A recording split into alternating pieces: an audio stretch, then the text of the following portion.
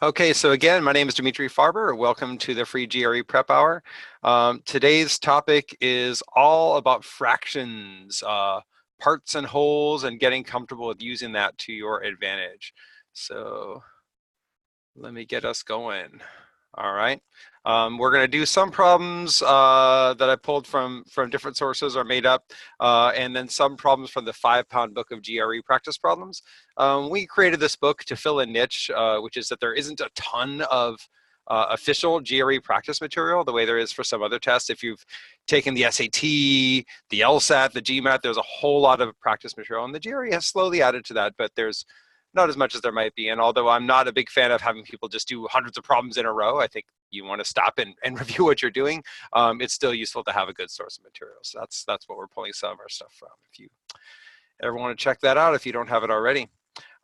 So like I said, today's agenda is fractions and fractions and more fractions, but I want to see how fractions play out in a few different ways. I'm assuming that everyone here knows the basic idea of how a fraction works, so don't worry if you've been studying for a while. I'm not going to tell you how to turn a half into quarters or anything like that. Or if you'd like to do that, that might be a separate conversation. But we're going to look at how to do some fun stuff with fractions. So let me start with a quick warm-up question. I'd love to get as many people to answer this in the chat as they can. Just a quick question. You and I work together all day on a project. If you work twice as fast as I do, what fraction of the work do I do? So curious what people's take is on this one. Chat in and answer when you have it. Oh, am I sharing this? I'm not sharing this, am I? Oh. Let's try that again. I'm Dmitry. Hello. Here's the 5-pound book. Here's our agenda. And here is the question I wanted to ask. So go ahead and chat that in when you have a moment.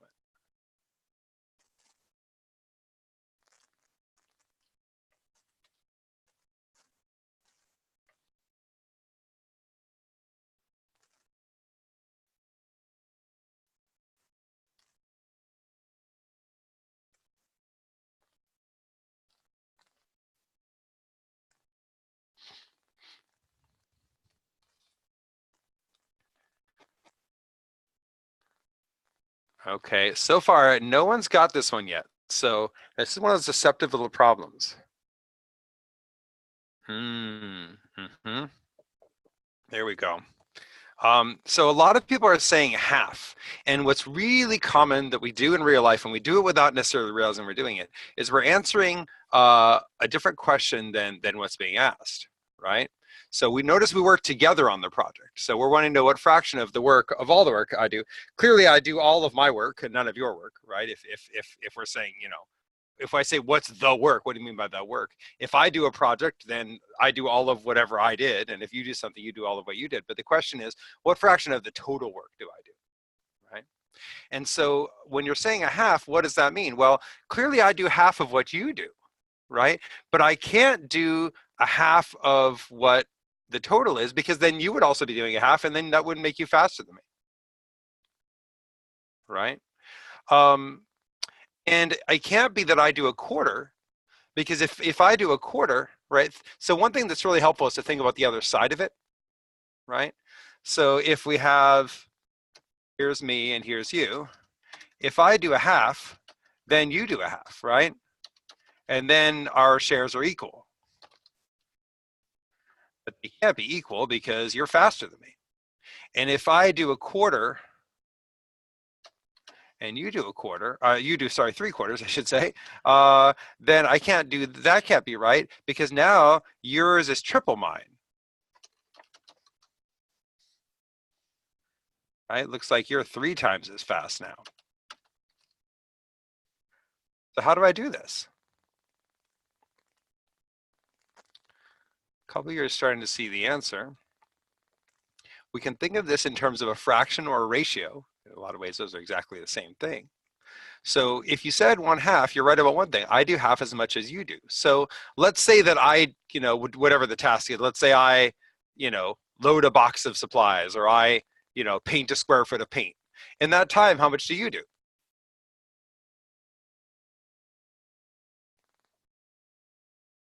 Right? If I load a box, what happens in that same time? What do you do?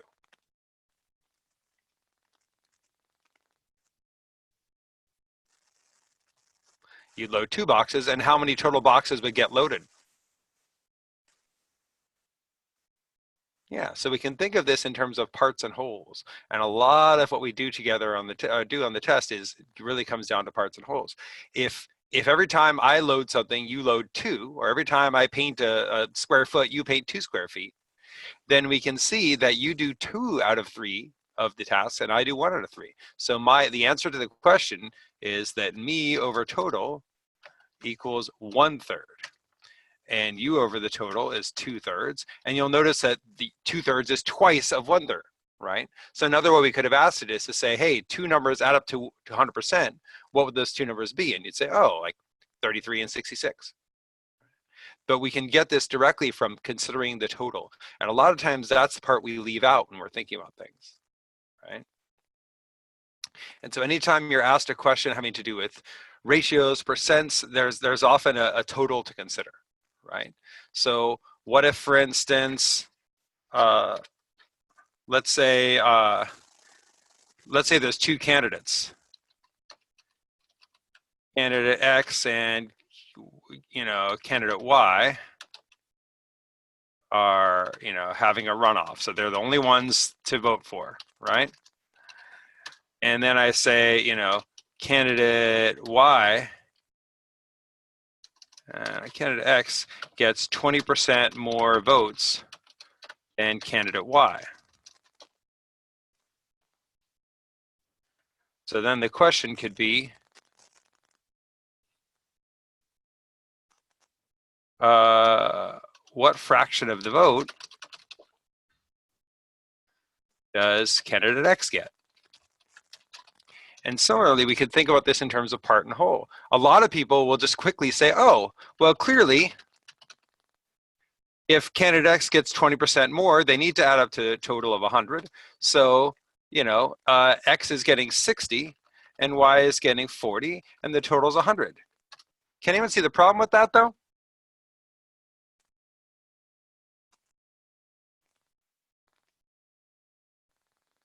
Where does that go wrong?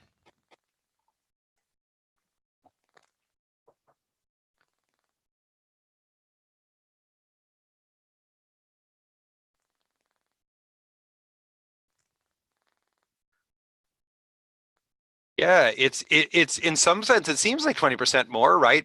Y gets 40 and X gets 60, and 60 is 20 more than 40. So it's an additional 20% of the total vote. But 60 isn't 20% more than 40, right? So that would be, 60 is actually 50% more than 40, right? In other words, if I have 40 votes and you have 60 votes, you have half again as much as I do. So that can't be right. So one way that might help to think about it is to say, so if that's not it, what, how could I express the ratio of X's to Y's votes as a fraction? In other words, if X gets 20% more, how can I write that?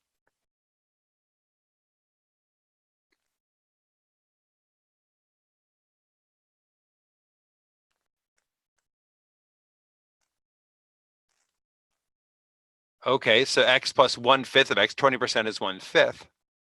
So I could write something like, X is going to be equal to 1 plus 1 1/5 of Y. So, or you could call it 1.2Y if you like, or 1 1/5 Y. Or if you like, you could just call it 6/5 of Y. And the advantage of being able to do that is to say, all right, well, that means that if Y has 5 votes, X gets 6. How are you feeling about that? Let me know if that's bugging you. But do we see how that's the case? I didn't just pick random numbers. I said, oh, 20% more is 1.2 or 6/5. And so every time Y gets 5 votes, X gets 6. 11 total votes would be counted at that point. So then we could say X gets 6 out of 11 of the vote, right? Which is not much more than half, right? It's a very small amount. We could jump in there and do our calculator and say, 6 divided by 11 is repeating 4%. We could do that. But if the question is just asking for fraction, we don't even need to do that. We certainly could. And if it was asking for an amount, we could go in and do that. Sometimes you'll see in the data interpretation problems on the test that you'll have to kind of run from one kind of information to another. They'll give you a chart, they'll give you a percent, and then you have to get an actual number and then put it back over here. So there are those kind of moves we have to be ready to do. But as much as possible, I want to do it in the way that's most comfortable and easy. And a lot of times that prevents us from getting, turned around on a problem. Okay, questions on that before I move on?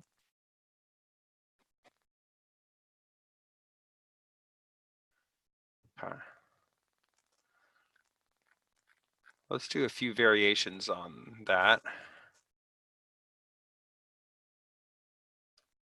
So let's say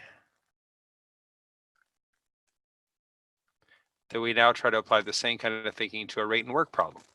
Okay.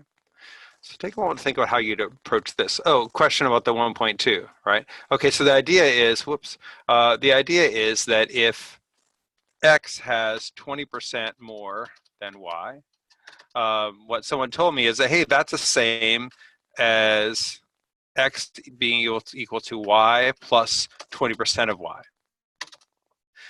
And a lot of people are going to want to write it out that way. Some people are comfortable leaping to the next step, which is just to say, oh, X is 1.2Y, right? Think about if you get 10% off, that really means multiply by 10% less than 100, so 0.9. And if you do 20% up, 20% markup, that's 1.2. And if you do 39% up, that's going to multiply by 1.39, etc. So we're just adjusting, from 1. 22% off would be multiplied by 0.78. Does that make sense? So once I know that X is 1.2 of Y, I can also recognize that that's a fraction. X is, if you want, 12/10 of Y.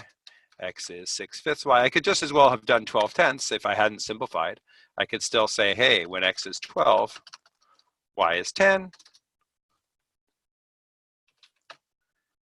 The total will be 22, and then the answer would be 12/22. The GRE actually doesn't care if you simplify your fractions. You can, but often I recommend that we don't because, you can make a mistake, and if your fraction's already right, who cares if you simplify it? Your algebra teacher will care, but the GRE doesn't care as long as it fits. Shana, does that answer the question?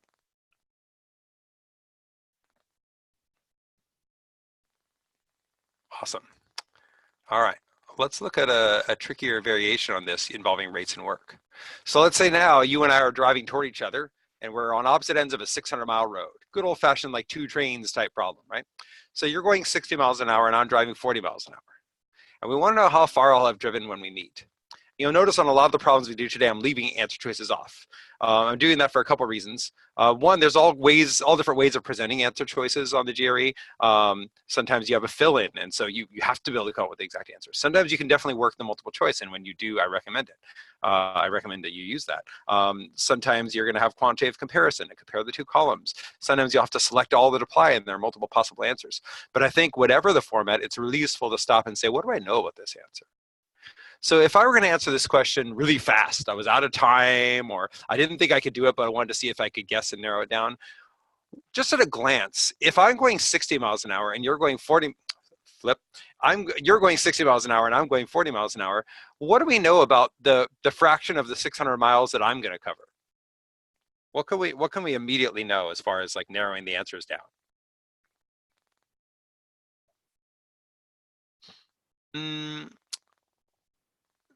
We don't have, it's not going to be 3/5. Although I'm curious if you could tell me how you got that. There's an interesting thing you can do with that. Well, it depends on who we're asking about, right?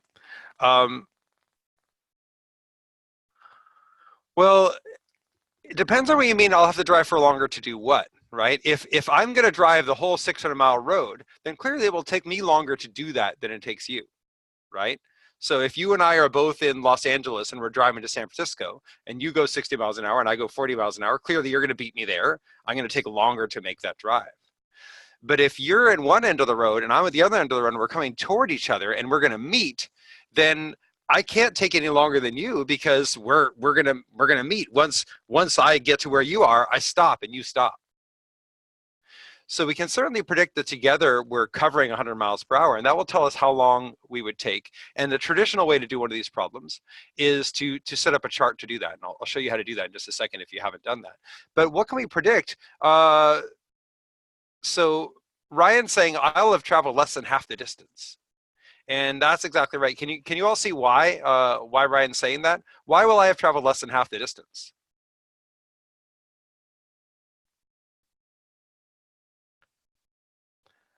Okay, I see where the 3/5 you're talking about now. So we're talking about how far you would go, right? KW is saying that the 60 mile an hour would go 3/5 of the way. Let's see how we're getting that in just a second. But can we all agree that I will have driven less because I'm slower, basically? It's like how my sister used to act when we had to set the table, right? It was time to set the table, and she would kind of go, "Oh yeah, hold on, I'm coming in a minute." And by the time she finally like got up and washed her hands and came, I had set most of the table for dinner, right? And so I ended up doing more of the work, right? There's certainly been other cases where I was the let's say deliberately paced one and someone else did most of the work, right? But the point is that the person who's dragging ends up doing less of the work. That's not always the case, right? If you and I are both supposed to do a project and we have agreed upon halves, you're going to do this and I'm going to do that, then it doesn't matter how long one of us takes, we're just going to do half, right? If we each are splitting a cake and I take longer to eat it, that just means you'll be sitting there watching me eat when you're done, right? But if the job is to just finish the cake and stop when we're done, and we don't stop at like the halfway mark, then the person who's faster will do more. They'll do more eating, they'll do more driving, they'll do more spending, whatever it is. And the person who's slower will do less, right? So we can see that general idea that I am slower, so I must drive less than halfway. So the answer is less than 300 miles. And you might be able to narrow it down further and say like, okay, I maybe have a reasonable guess of how far it is. It's not going to be like I drive 4 miles, right? That seems unlikely. You're not that much faster than me. So the traditional way to do this would be to set up, and I might say traditional, I guess the traditional way that I teach these and that we'd like to do them is you have rate times time equals distance or work kind of formula. Right, some of you already have it, which is great. And so here's you, and here's Dmitry, and here's both together. And we could say, all right, well, if you're going 60 miles an hour, and Dmitry's going 40 miles an hour, then together you're going 100. And the idea is in any rate and work problem, when people are working together, you add the rates. And working together can mean a deliberate thing, like we're both collaborating to paint the house, or it can be like how fast do we crash into each other. It doesn't have to be an active collaboration, just that we're having the same effect compared to if, say, you're chasing me. I'm trying to get away and you're catching up. And so the faster I go, the longer it takes us to meet. And the faster you go, the shorter it takes us to meet. So those don't go together, those will subtract. But when we're collaborating, we add, right? So we just put those together. And then we could say, well, what's the actual distance we have to cover? Well, between the two of us, we have to cover 600 miles, all right? And so if we have to cover 600 miles, we can say, all right, what times, 100 times time equals distance. Okay, that has to be what? How many hours is it going to take us to meet up?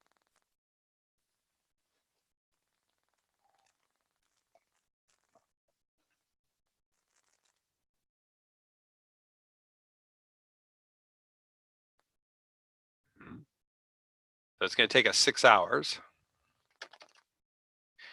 And so that I could say, all right, well, then if it takes us 6 hours, then I'm driving for 6 hours, and you're driving for 6 hours. We could find both the distance, although we don't need both of them. We're just asking about me. So 6 times 40 is 240 miles, right, which a lot of you already said. So if you have questions about that, let me know. But I also want to suggest that we can maybe save ourselves a little trouble on this. And this gets down to the fractions, right? The idea of fractions, right? So one thing that we can notice if we do find your distance is that your distance is half again of my distance, right? Notice that, 240 is, 20 times 12, and 360 is 30 times 12. It's half again as much, right? And we could tell that in a sense because you're going half again as fast as I am. So one way we could think about this is one of those part-whole ratio things again. So if we have Dmitry we have you, and we have total, and we say, okay, every time I go 40 miles, you go 60, total is 100, right? And so now we could say, hey, Dmitry over total is 40 over 100, which you could call 2/5. And then you must do the other 3/5, right?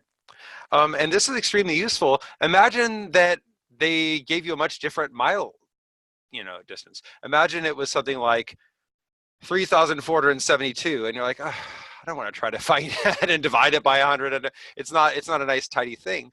It might be nice to know that that it's just 2/5. Or you imagine it asks something like simply, what fraction of the distance? What if the question was just what fraction of the distance will I have driven, right? And sometimes they'll do that even when they've given you a distance. You could think of it as it's doing you a favor. It allows you to fill values in, or you could think of it as a trick because it's forcing you to work with values when you don't need them. So in this case, if we want to know the fraction of the distance, it doesn't matter that the road is 600 miles, or if it's 2 miles, or 75 yards, or 26 centimeters. It doesn't matter what it is. It's going to be, I'm going to go 2/5 of the way, and you're going to go 3/5 of the way. So we can put in a number of miles, right? Or imagine they'd said it was an X mile road, and the answer was in terms of X. And so then the answer might be something like, oh, the answer is 2X over 5. So we could sit there and say, all right, let's pretend X is 600 and let's find these numbers. Or we could just say, oh, the answer is 2/5 of X, and I'm done. And so again, parts and wholes can be extremely valuable in terms of evaluating, what's going to happen. Now, let me clear some of this out for a second and ask you another related question. If we know that my rate is 40 and your rate is 60, and we know, so together we're going 100 miles an hour, what will happen to the time it takes for us to meet if you don't go? If you stay still and I come to you, right? So if we can meet, forget what the distance is. If we can meet in, Z hours, how long will it take to meet if you stay still and I just drive? So let me ask that again. If we can meet in Z hours, in other words, it's if Z hours is how long it would take us to meet up. We don't know the distance. We don't know the actual time. So we can't have a number. We can't have a number, right? We can't say it's something like 10 or 20 or something like that. But in terms of Z, how long will it take if I just drive? So what's going to happen? Okay, so I'm seeing a lot of ideas. Let's see if I can quantify this because I haven't quite seen what we want. So Z hours is how long it will take us to go a certain distance, right? Together, okay? And so let's call the distance D, right? So then how would I find the time for me to go D?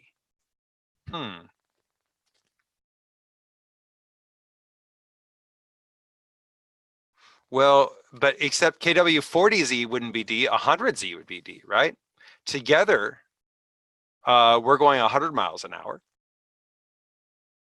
And so together we take Z hours, but I would have to take longer, right? We could predict that whatever we choose, it should be some multiple of Z, right? If Z is 2 hours, I'm going to take more than 2 hours. If Z is 5 hours, I'm going to take more than 5 hours, right? But we can't know a number, Rachel. Someone else said 10 too. We can't know a number because we don't know what Z is. We don't know if Z is 30 or anything like that. So so I should be clear. I'm trying to play variations here. So let's assume that all this is out. All this is gone. Right, so we just know this. So what can we do? Well, one way is to get into some algebra. We could say, well, I can get rid of Z. How do I define Z? If 100Z is D, then what is Z?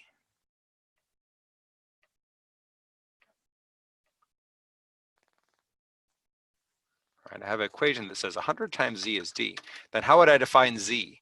I like to define things so I can get rid of them, right?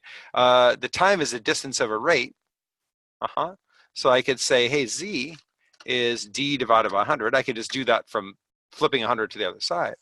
And so I could call this d over 100, right? So now I know that 60 times d over 100 is d. So, but that's going to get it in terms of my distance. Darn it, I want it in terms of my of z. I want to know how many hours it was. So I would have to do that the other way, wouldn't I? Right? I'd have to get d in terms of z. So what would that be? It's already there, right? So what I really want is to say, hey, I'm going to go 100 z miles. So let me know if if I've lost you. I understand if that's happened. Let me know if this is making sense. Well, the idea is, Sarah's asking, why are we using 100 if one person isn't moving? What we're using that is as the baseline. Z hours is how long it would take if we did both go, right? If we together can meet in Z hours. That's the time it takes when we're going 100 miles an hour. So then how long would it take if just I go, right? So we say, okay, well, the distance is going to be 100 times whatever Z is. And so now I can say, oh, I want distance over rate. It's going to be 100 over 60 times Z, which is another way of saying, if you simplify that down, 10/6 is 5/3 Z, right? Oh, that's for you, sorry. And for me, I should do that better. Sorry, I should have had this variation better written. We want for me, it would be 100Z divided by 40.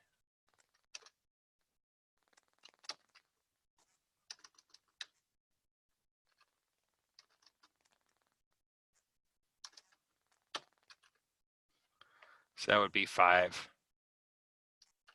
halves Z. So that's a lot of algebra, a lot of thinking, and if you're feeling like, I totally get it. But there's a much easier way to think about this, right? Remember earlier we said, well, wait a minute, if I go 40 and you go 60, then we don't really care what the distance is, right? If I go 40 and you go 60, I don't care what the distance is because it's always going to be the same thing that for every 100 miles, right? I do 2/5 of the work. So by myself, I will take 5 halves as long. And this is where reciprocals really come in, right? If I do 2/5 of the work, then by myself, I'll do 5 halves as long. Just like if you're twice as fast as me, I'm going to go half as fast as you. So you guys were all right if you said, hey, Dimitri's half as fast as me, but I do 1/3 then of the total work, right? And so it's connecting these part-whole ideas and these reciprocal ideas. You can make your life a lot easier because I could just immediately see this and go, oh, if together we go 100 miles an hour, but I just go 40, well, 100 is 2.5 times 40. So I would take 2.5 times as long to do it by myself than we would get to do it together. So our answer is just 5 half Z. How are you feeling about that? Does that make sense? Because I want to apply that to a full problem. Because there's a lot of these things. I'll have students who they go over a test. They're like, oh, no, I only have questions about these 3 problems I missed. And then I'll look at some problem they spent 3.5 minutes on. And I think you don't have time to spend 3.5 minutes on a problem. You got to keep it moving. And so we're always trying to find ways to make it easier. And the more we can do that, the better this whole thing gets. Okay. Let me know if there's any questions left about this. Otherwise, I'm going to move forward.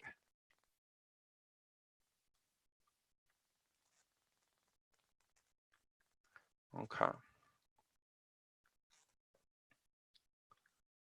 Let me give you, here's a rather difficult problem from the 5-pound book. And this is one thing with this is this is probably a little much for the GRE in the amount of math it would ask us to do. So I want to see if it can simplify it at all. So let's read through this. It says, working together at their respective constant rates, Robot A and Robot B polish 88 pounds of gemstones in 6 minutes. If Robot A's rate of polishing is 3/5 that of Robot B, how many minutes would it take Robot A alone to polish 165 pounds of gemstones? So I want to see if we can find a way to do this without doing necessarily all the traditional work. So the normal way I would set this up is I'd say, okay, this is a combined work problem again. So I've got Robot A and I've got Robot B and I've got A and B together. And so if they're asking about Robot A, let's call Robot A's rate A. And if that's true, what is Robot B's rate going to be? We know that A is 3/5 of B.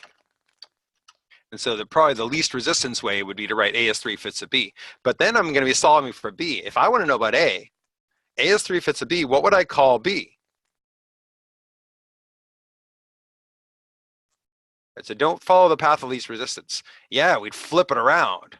No, it's not, they're not, Rachel, you're thinking about the total. If A does 3/5 of the total, see, that's where that part whole thing comes in. If A does 3/5 of the total, then B would do 2/5 of the total. But if A does 3/5 of B, then B has to do more than it, right? It's like if I'm 3/5 as tall as you, then you're very tall. But if I'm 3/5 as tall as you, then you're 5/3 as tall as me. You're the flip, you're not shorter, you're taller, right? So B would be 5/3 of A. So that's another case of reciprocal. Does everyone see that? If A is 3/5 of B, B is 5/3 of A. If I'm half as tall as you, you're 2 times as tall as me. If I'm 3/4 as tall as you, you're 4/3 as tall as me. It's that flip, that reciprocal, okay? And you can just do this mathematically, right? You can multiply both sides by 5 and prove it. And then you can divide both sides by 3 and you'll get that other relationship. But if you're comfortable with reciprocals, you can just see it flips.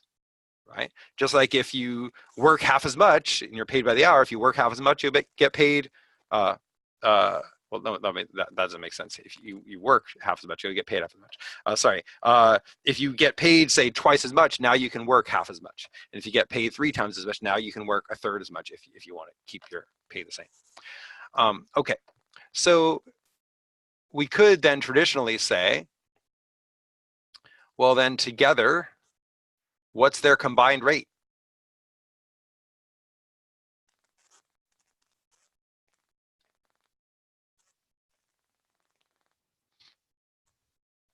If A works at the rate of A, whatever that is, and B works at the rate of 5/3 A, I'm not seeing 275. We don't have a number yet, right? We have A's, right? So I would just add those numbers up, right? I can just add those rates up, right? So I would say, okay, A plus 5/3 A is 8/3 A. Everyone with me on that?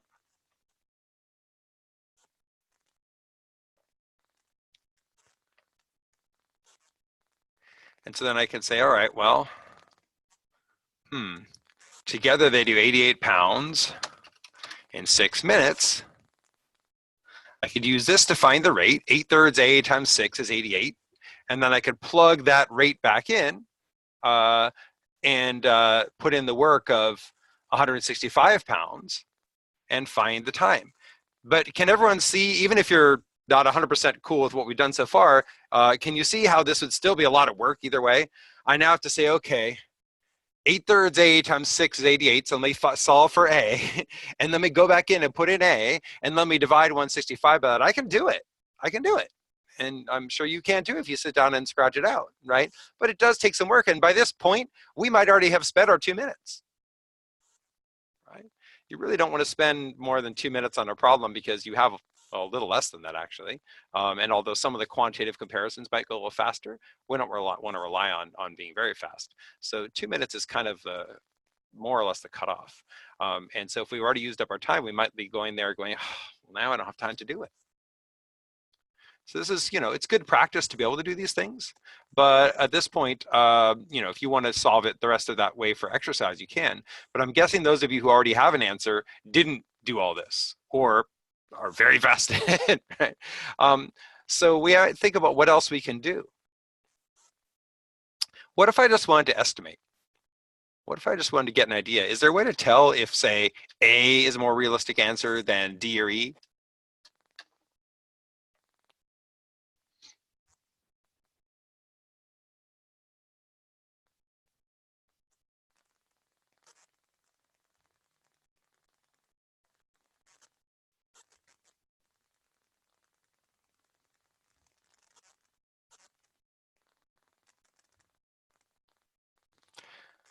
I can plug in some answers to see what gets me 165 pounds, but the problem is that I would have to know what A's actual rate is, right? So in other words, if I just say, let's see, 18 minutes into 165 pounds, that'll give me a rate for A, but then I'd have to still make sure that that worked with B.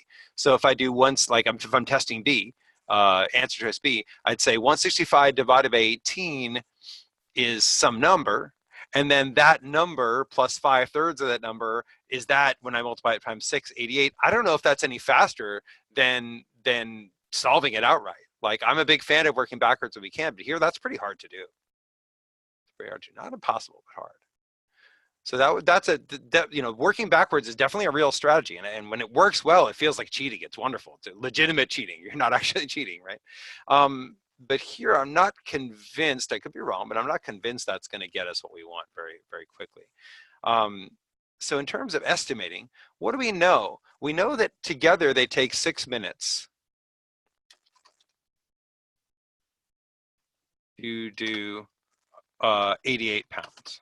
So roughly, how long would you expect them to take to do 165? Just roughly.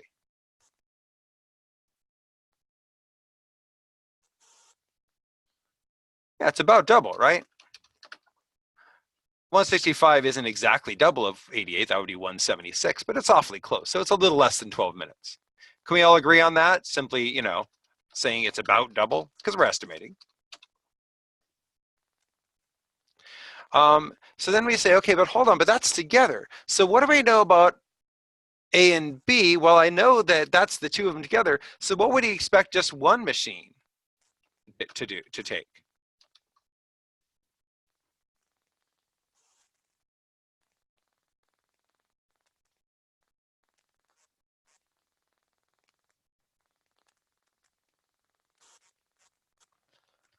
Now we have some information that makes that a little complicated, right? That A is 3/5 of B. So let's ignore that. Let's assume that they're the same. They aren't, but let's pretend that they are. If two machines would take 12 minutes, what would we expect one machine to take?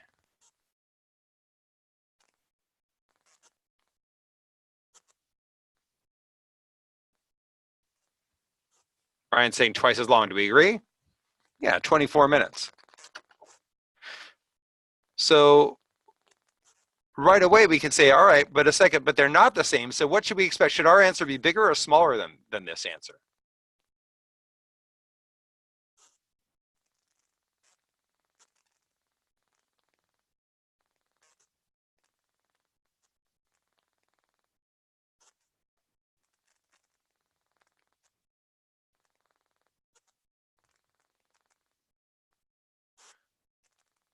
Let's see. So we're talking about how long they take it. So one thing you got to watch is there's an idea of reciprocal, right? Remember that the slower I am, the longer I take. And the faster I am, the shorter I take. So if A's rate is less than half of the total, what should happen to the time?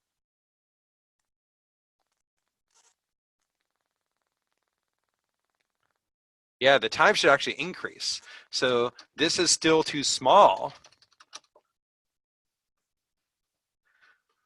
because A is slower and does less than half the work, just like me when I was driving towards you, right? when we were both driving toward each other, since I was slower, I did less than half the work. So what we can say is A, B, and C are definitely out. I know my answer has to be greater than 24, and actually has to be quite a bit bigger than 24.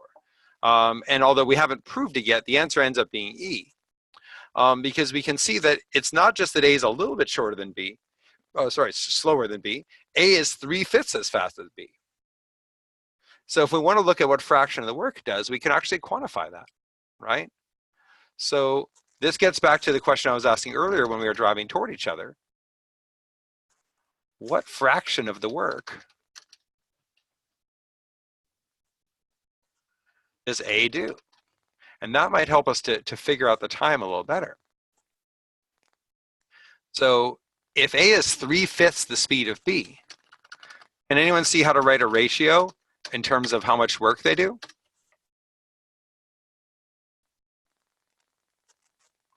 What will be the ratio of their work?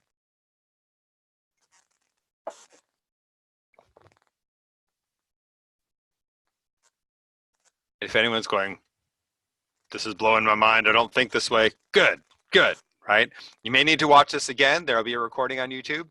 Watch this again, come back around, but I think this will be so helpful for you. I know some of you, this is already maybe how you think, and so you're going, of course, yes. If this is brand new, don't worry, there's plenty of students who do well on the test without feeling like they have this mastered, but it can help make things so much faster and smoother and easier if it makes sense to you.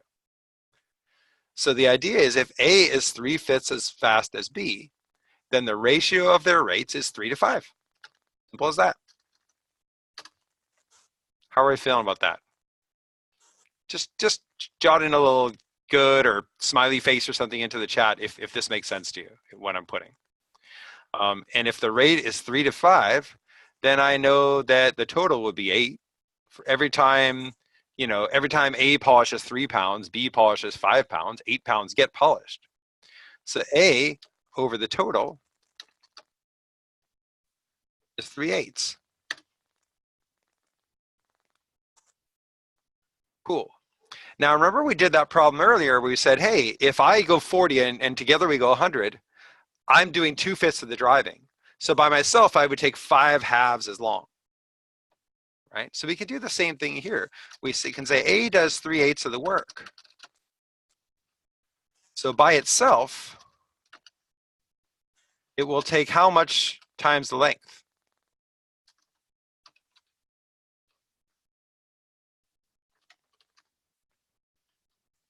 We fill that in.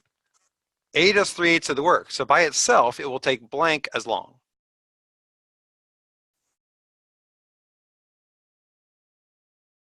Beautiful. 8/3 as long. So look what we can say. And we could do this from the start. We don't we can, to be clear, this blue work down at the bottom, we could start the problem this way. I could just immediately say, without having drawn a rate and work chart or anything, I could just say A to B to total is 3 to 5 to 8. So A does 3/8 of the work. So it's going to take 8/3 as long.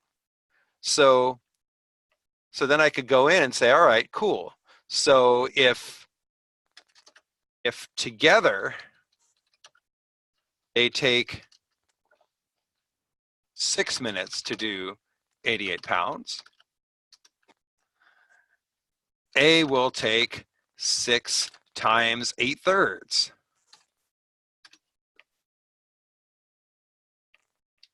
And I can do that math out pretty quickly, right?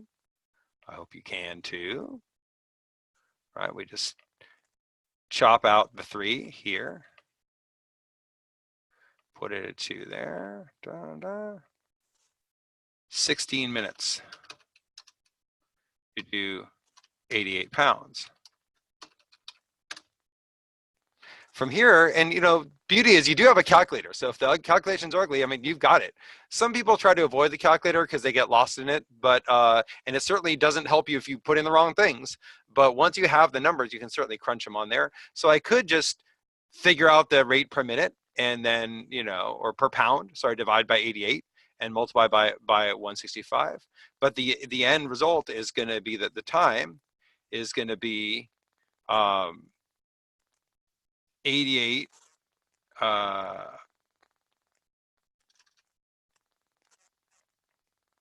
16 over 88 times 165, or if you like, roughly double.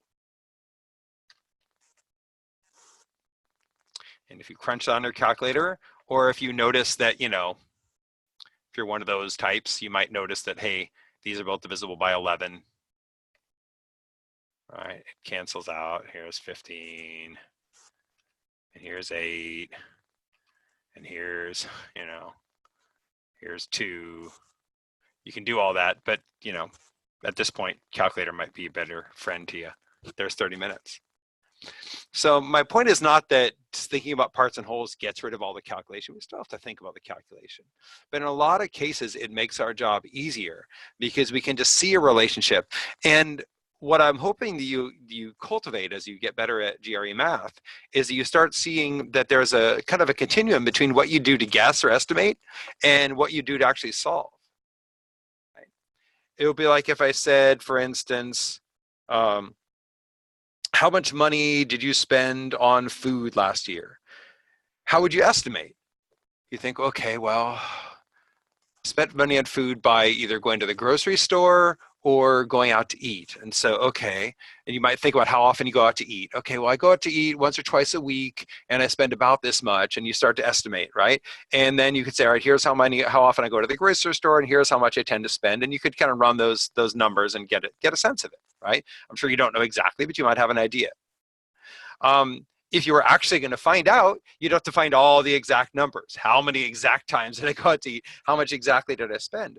But if you knew the average, you could, you know, if you knew the real average, you could run with that. You could say, oh, I went out to eat, you know, 140 times last year, and I spent an average of, you know, $38 per time, and I just multiply those together, right? So the thing you do to solve and the thing you do to estimate are related. And so the more we can get a feel for that, the easier this test is, especially since we're not dealing with reams of real data. We're going to have somewhat simplified situations. So there are a lot of ways we can play with this across the curriculum. It's not just about rate and work. There are other ways this will work out, from the simple to the complicated, right? An example of a, you know, let's do a quick cool down here, a simpler problem. Maybe this one's natural for some of you. This one's from the 5-pound book also, Quantitative Comparisons. You're just saying which column is bigger. What happens when we discount something by 16% and then we increase it by 16%?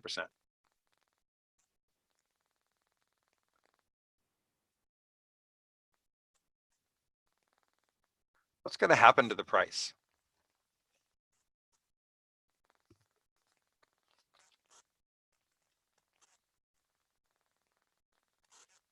That's what they want you to do. That's what they're nudging you toward. But I'm nervous about that, and here's why. When I'm doing a quantitative comparison problem, and the answer that's most intuitive to me is right there as an answer, as a possibility, I'm always a little bit nervous because it seems like, sure, discount, increase, balance out, same, cool. But I think, well, then who wouldn't agree about that? It seems like everyone would get C then. And anytime everyone's getting the answer, I'm worried that it's not the right answer. And in this case, it's not. And so what we can think about that is what happens when I discount a price by 16%.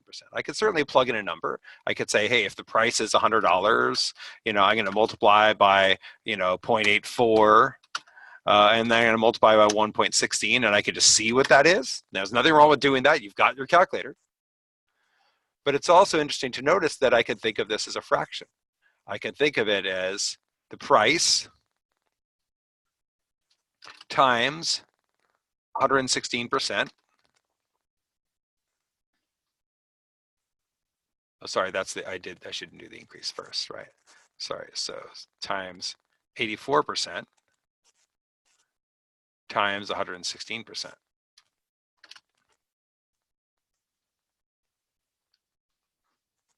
Right, so I'm taking 16% off and I'm adding 16% in. Now the question is, since I know that on the bottom I'm going to have 10,000, is 84 times 116 going to multiply to get exactly 10,000? Is it going to come out to exactly the same thing? And what we can get used to is no, right? To cancel something out, we need a reciprocal.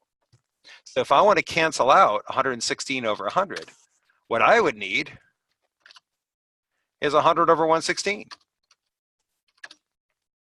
right? Which clearly 84 over 100 is not. It's not going to work out the same. So in general, when I have a percent increase and a percent decrease, if I want to cancel them out, I'm going to have a reciprocal. A fun rule of thumb you can know is that any time, this is just a one you can memorize, any time I increase and decrease by the same amount in either order, by the same percent, this is going to sound really depressing, I end up lower. So this might be useful if you're investing in the stock market or something. So if you buy a stock, it goes up 10% and down 10%, you lose. And if it goes down 10% and up 10%, you lose. You only win if the increase is a larger percent than the decrease. It doesn't need to be a huge amount larger if the percents are fairly small, but it does need to be different, right? If you go down 10%, you're multiplying by 9/10. And so to cancel that out, you need 10/9, which is about 11%. And if you go down 30%, that's 7/10. Cancel that out, you need 10/7, which is what? Closer to a third, right? And so it's a little bit of a difference. And the farther you get, the more extreme it is, right? If you go down by 100%, there's nothing you can do. You can't decrease by 100% and then increase by 100% because 100% of zero is still zero. Right? So the closer you get to 100% decrease, the larger and larger and larger percent increase you need to get back. Does that make sense though? So we know that the original price is going to be higher every single time. So answer here would be A. Relating this back to more of a rate type problem. This is slightly different, but the same kind of thinking. Think about it to try this one. I'll let you try this all the way out, however you want to think about it. I'll give you a little time and type in your answer when you think you have it.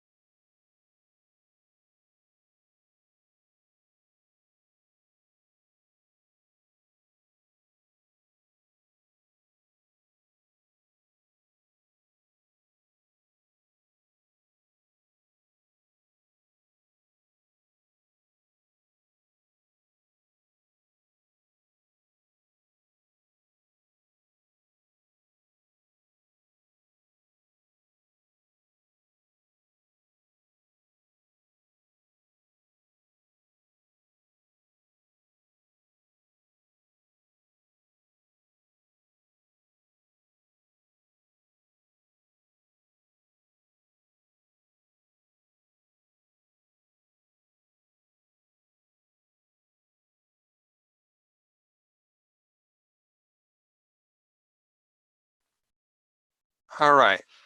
How many people feel like you could use like 2 more minutes to work on this? And I feel like this could take some time.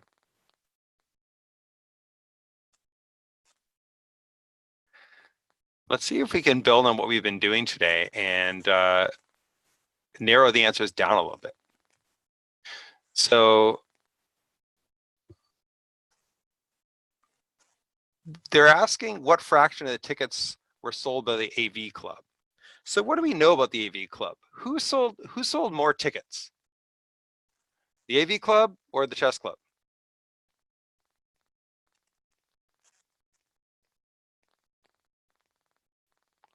Who sold more tickets?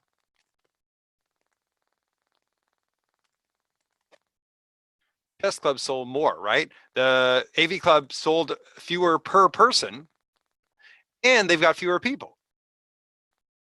right? And so they have to have sold a fair amount less, right? So so we know this. It's really big. Hold on. We know the AV club has fewer people,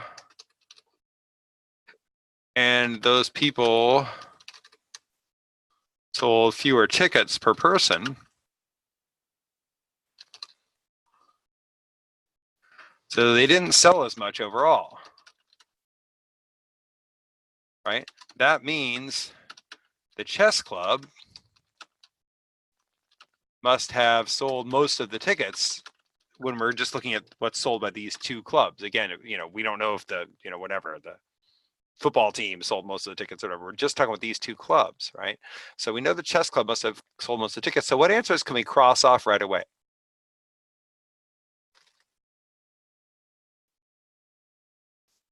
And this is really important because people will usually take a really long time to do this problem, and it may not be a good idea.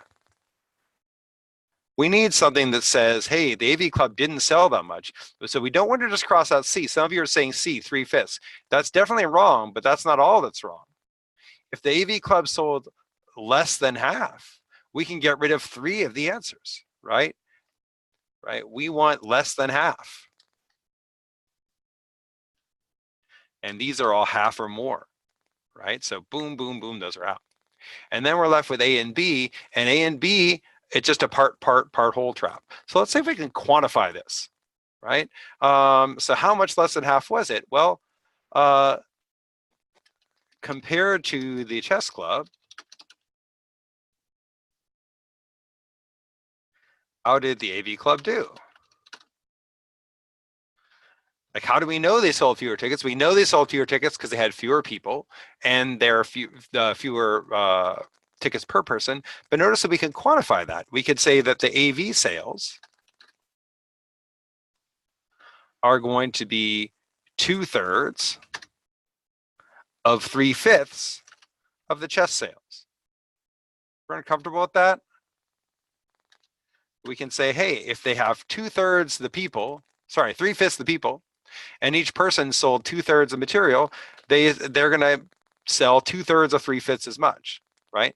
Just like if I work, 60 hours a week and someone else works just 40, and I make $50 an hour and they just make 30, then they're going to make 2/3 of 3/5 of what I make, right? They're going to be working 2/3 the hours and be making 3/5 the hourly wage, right? And so even without knowing our hours or our wage, you could still say in any case, right? If they're working 2/3 of what I am and they're earning 3/5 of what I am, that put that together, our overall pay, theirs will be 2/3 of 3/5 of mine. So is that cool? Because right now we're about to solve this without having to do the algebra. We can just go in and say, hey, all right, the 3's cancel. We know that AV sales are going to be 2/5 of chess sales. And now we can put that into our little ratio chart again, our part whole chart, and say, okay, AV chess total. Every time they sell 2, the chess team sells 5, 7 gets sold. AV is 2/7 of total. Answer is A.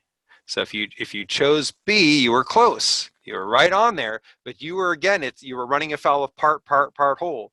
AV club sold 2/5 as much as the chess club did. And so if you actually then look at the total, that means they sold 2/7 of the total. And this shows up again and again and again and again. Today we focused a lot on rate type problems, but this shows up in weighted averages. Hey, if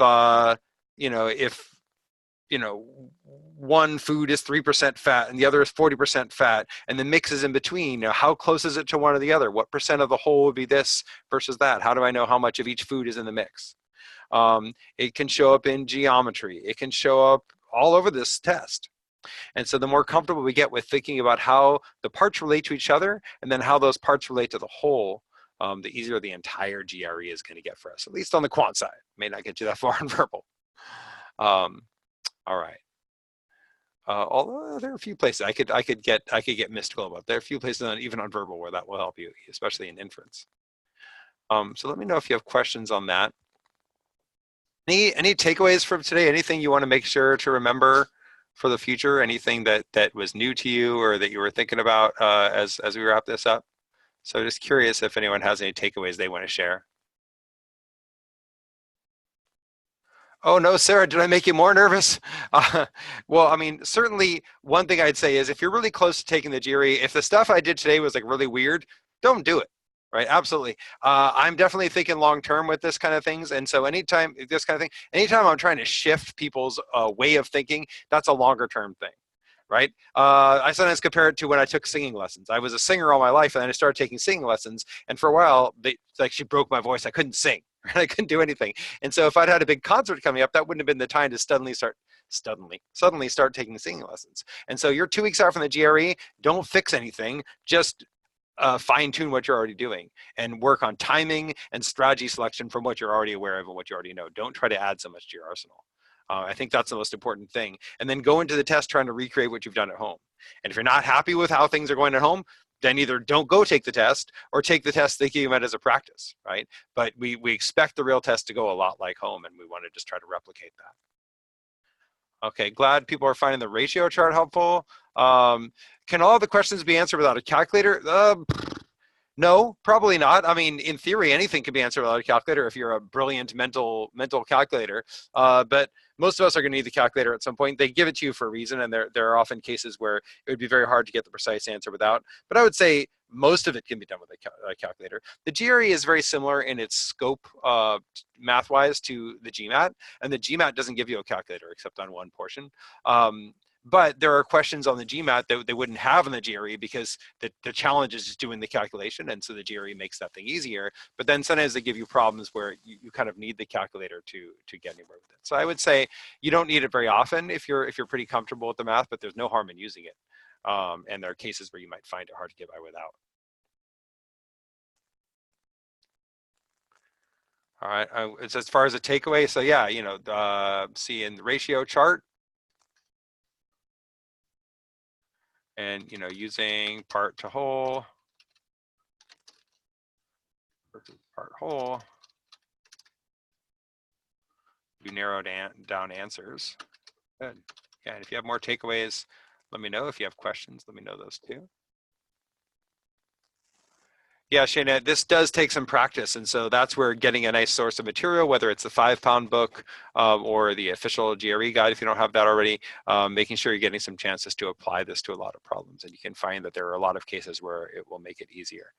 Yeah, 5-pound book is probably your best bet. There are a lot of rate problems. There are a lot of percent and fraction problems. There are a lot of weighted average and other stats problems. A lot of those will relate to parts and wholes. Ratio problems, of course. So these come across in a wide range of areas. Other questions for anyone?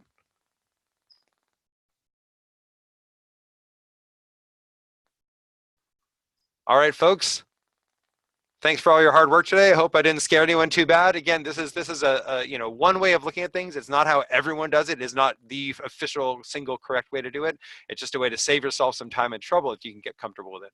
So I think worth playing with, but it's not going to be what everyone does, and certainly not something you want to change super short term.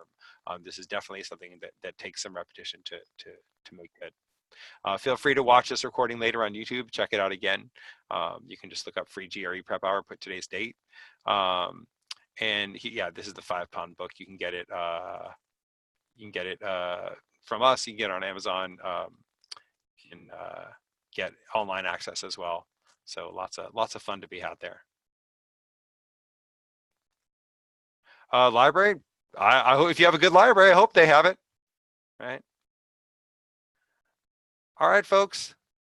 Well, thanks so much for your participation. Best of luck with your GRE. Let us know if you need anything.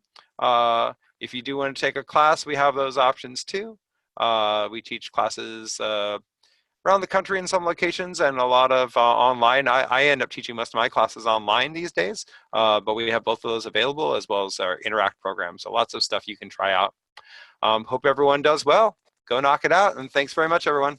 Have a great night.